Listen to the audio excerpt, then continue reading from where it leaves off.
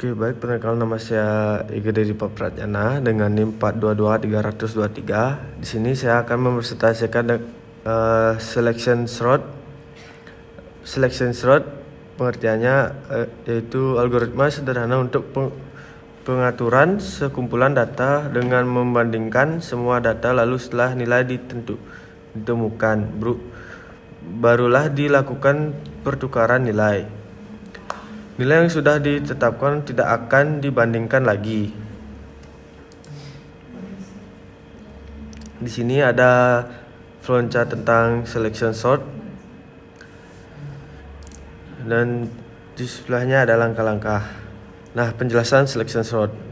Deklarasi tutup kurung in i sama dengan 0,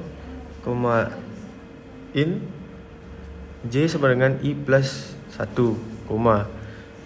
dan array itu sendiri tutup kurung. Cek jika i lebih besar dari sama dengan arr titik panjang min 1. Jika demikian, sebuah array akan dibuat dan program akan dieksekusi. Yang kedua, jika i kasusnya indeks terkecil sama dengan i. Yang ketiga itu ada jika i kasusnya cari atau jika j lebih besar atau sama dengan arr titik links.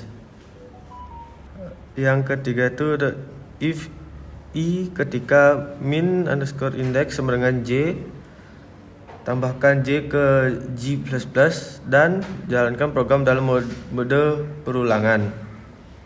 Jika ini gagal, tambahkan i ke i++ dan jalankan perulangan di perulangan pertama, yaitu tutup kurung i titik arr titik length min 1 tutup kurung.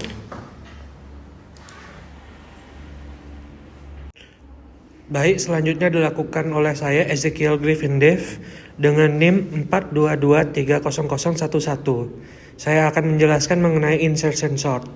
Insertion sort adalah sebuah algoritma pengurutan yang membandingkan dua elemen data. Yang pertama, mengurutkannya, kemudian mengecek elemen data berikutnya satu persatu dan membandingkannya dengan elemen data yang telah diurutkan.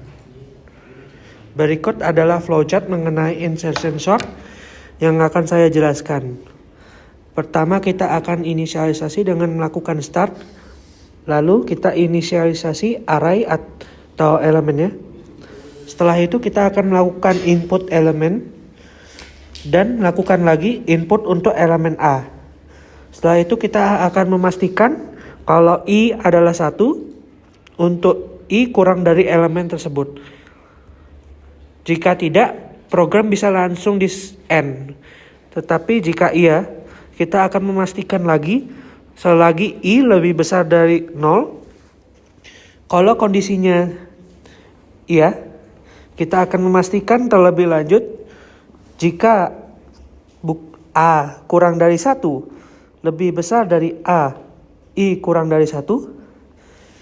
Jika tidak, kita tukar a, i kurang dari 1 dengan a, i. Terus nilai dari i dikurangi. Jika iya, kita akan lanjutkan kembali looping ke bagian while i lebih besar dari 0. Lalu di bagian while i sama dengan 0, i lebih besar dari 0. Jika kondisinya tidak, maka kita akan looping kembali ke for i sama dengan 1 ke i lebih kecil dari elemen. Oke, baik, di sini saya akan melanjutkan presentasi. Perkenalkan, nama saya Eko Prasetyo dengan NIM 422300007. Nah, di sini saya akan menjelaskan quicksort. Algoritma quicksort merupakan algoritma untuk mengurutkan data dengan pendekatan rekursif. Proses pengurutan dilakukan dengan memecah kumpulan data menjadi dua bagian berdasarkan nilai pivot yang dipilih. Pada prinsipnya, nilai pivot yang dipilih ini akan ditempatkan pada posisinya di setiap akhir proses partisipasi. Nah, slide selanjutnya ini adalah contohnya. Terus di sini ada langkah-langkah penyelesaian. Yang pertama, menginputkan data array. Terus yang kedua, lalu akan dibagi menjadi 2 bagian. Yang ketiga, lalu program akan menentukan nilai tengah. Dan yang terakhir, lalu dilakukan pengulangan untuk mengurutkan data array kemudian digabungkan. Baik, saya IGD Krisnamurti dengan NIM 422-30036 akan menjelaskan cell sort. Cell sort adalah salah satu algoritma dalam melakukan sorting atau pengurutan data angka. Tekniknya dengan melakukan perbandingan angka pada 2 posisi dengan jarak tertentu. Jarak di sini diartikan jarak posisi antara 2 bilangan yang ingin dibandingkan. Yang berikut adalah contoh algoritmanya dan penjelasannya. Langkah pertama, cari tahu jumlah total nilai input yang N. Untuk mencari gap, gunakan rumus yaitu gap N/2. Tetapi pastikan nilai gap harus lebih kecil dari jumlah total nilai gap lebih kecil N. Langkah kedua, langkah selanjutnya adalah membandingkan nilai input sesuai dengan nilai gap. Mulai perbandingan dari sisi kiri. Jika nilai di sisi kiri lebih besar dari nilai di sisi kanan, maka tukar nilainya. Jika nilai di sisi kiri lebih kecil dari nilai di sisi kanan, maka jangan tukar nilainya. Setelah pas pertama, bagi lagi nilai gap yang sekarang dengan 2 untuk mendapatkan nilai gap yang baru dan ulangi proses yang sama dengan nilai gap yang baru sampai didapatkan nilai gap pertama.